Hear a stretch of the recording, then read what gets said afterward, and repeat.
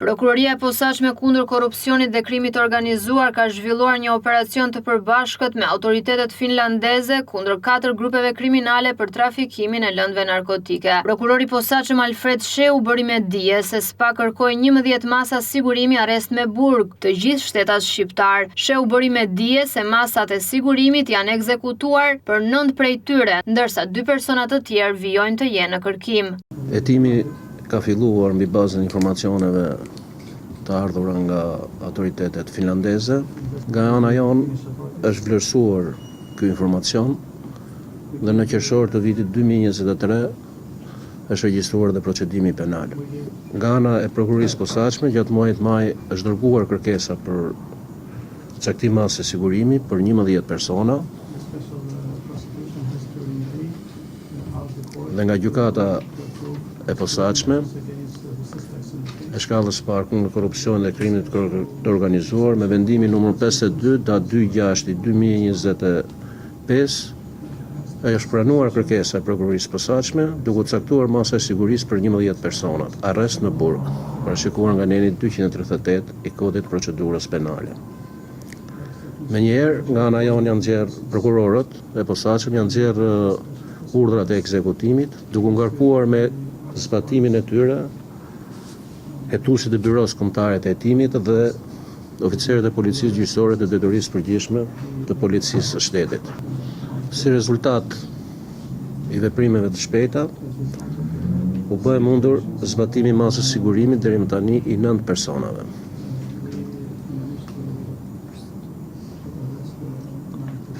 Dhe po vazhdon puna për të bërë të mundur dhe arrestimin e 2 personave të tjerë. Gjatë zbatimit masave të sigurimit nga oficerët e policisë gjyqësore dhe hetuesit e byros kombëtare të hetimit është bërë mundur sekuestrimi i disa automjeteve, konkretisht 8 automjeteve, telefona celular dhe shumë dokumentave ku një pjesë e konsiderueshme e tyre konsiderohen me vlerë për hetimin, pasi janë dokumenta në gjuhën finlandeze dhe ka të dhëna në lidhje me aktivitetin kriminal të vetë personave.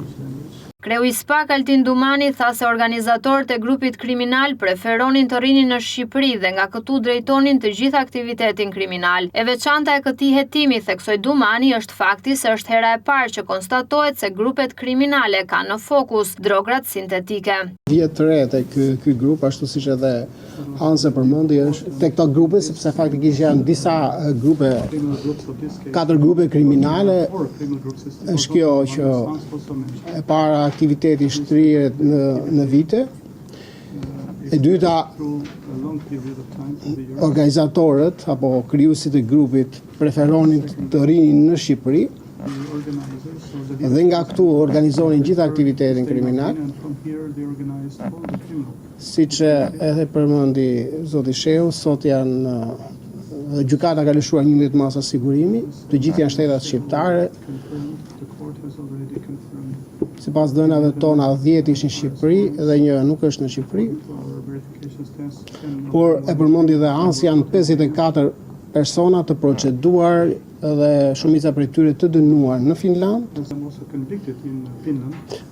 Dhe aty në Finland nuk janë vetëm shtetas shqiptar, janë dhe shtetas finlandez, shtetas me shtetësi tjetër, jo vetëm shqiptare, por finlandeze dhe shtetësi të tjera. Ajo që ne si SPAK na ka bërë përshtypje është se në hetimet tona është herë e parë faktikisht që shikojmë grupe kriminale që kanë në fokus të tyre edhe drogat sintetike. Paktën në hetimet e deri tanishme është herë e parë që evidentojmë një grup kriminal që ka në fokus të vrimdajsë të tyre edhe trafikimin apo përshqitjen edhe të drogave sintetike. Deri tani ne kemi parë që kryesisht grupe shqiptare janë të dhënë pas kokainës, heroinës apo dhe marijuanës, kanabisit, por është herë e parë që shikojmë grupe shqiptare të fokusuar apo të dedikuar edhe trafikimit të drogave sintetike. Sasitë ishin të konsiderueshme, se kur bëhet fjalë për, mos them, janë të mëdha në vlerësimin tim sepse janë droga sintetike. dhe sasit janë të mëdha, edhe lloji i drogave sintetike të përdorura, madje në hetime nga kapur edhe ekstazi, jo vetëm metamfetamin apo amfetamin, por edhe ekstazi është kapur. Dhe gjithë dim rrezikun që paraqet për shëndetin e konsumatorit të llojit drogash sintetike. Tipologjia është e tillë, pak a shumë, domethënë, ky grup kriminal kishte krijuar një rrjet të tyre në Finland, kishin bazat e tyre në Finland, dhe në radike, her pas here, dërgonin nga Shqipëria përfaqësues të tyre, shtetas shqiptar, të cilët shkonin në bazat e përcaktuara dhe me mbërritjen atje fillonin aktivitetin e shitjes lëndë narkotike. Gjatë zbatimit të masave të sigurimit janë sekuestruar 8 automjete, telefona celular dhe shumë dokumente ku një pjesë e konsiderueshme e tyre konsiderohen me vlerë për hetimin dhe ka të dhëna për komunikim kriminal të vetë personave nën hetim.